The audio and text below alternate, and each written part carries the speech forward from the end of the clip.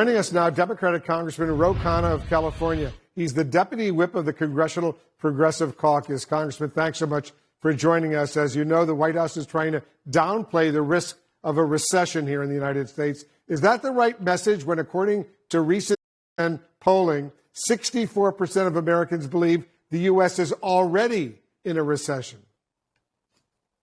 Well, if the blunt truth is no one can predict exactly what's going to happen with the future economy, but I can tell you what we can do to lessen the chances of a recession.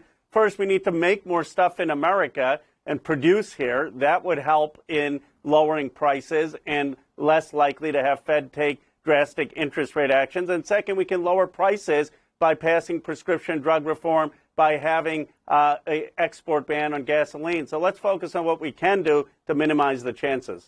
White House officials say it's up to Congress to pass legislation right now that will wind up helping American families with these high prices, the result of inflation. How much can you really do in the House of Representatives?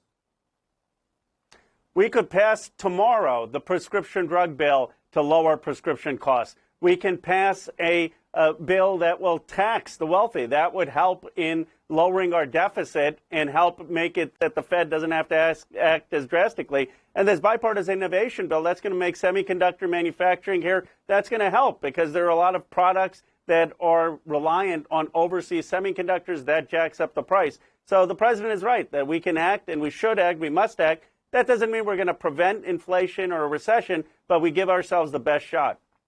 But if there's a recession and inflation continues to grow, how serious of a problem is this for Democrats coming up in the midterm elections in November? Well, Wolf, obviously it's a problem. I mean, it's always still the economy, stupid. But I think what the Democrats should focus on is our agenda of making things in this country. For 40 years, we let production go offshore. We deindustrialized this country. People are saying we can't even make masks here. We can't build semiconductors here. What's going on? If the Democrats have an agenda of making things here, industrializing America, that's going to lower prices. It's going to be good for jobs. And it's our best shot in the midterms and beyond because it's the right economic message. On a different issue, Congressman, President Biden has said the U.S. military believes a Taiwan visit by the House Speaker Nancy Pelosi is, quote, not a good idea right now. You sit on the Armed Services Committee. Should she call off this possible trip to Taiwan?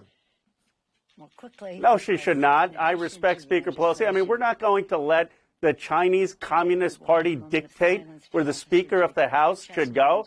Taiwan is an economic partner with us. That doesn't mean that her going there is somehow not recognizing the one China policy. She should absolutely go. And we need to speak out on human rights issues in China. And we need to speak out about the trade deficit in China. So I fully support her going. But is it worth potentially, God forbid, provoking some sort of military response from the Chinese?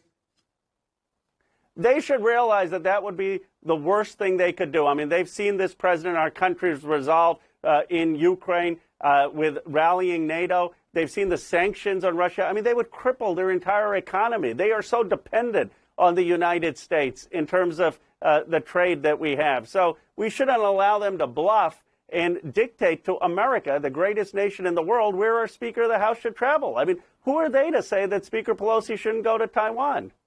Congressman Khanna, thanks as usual for joining us.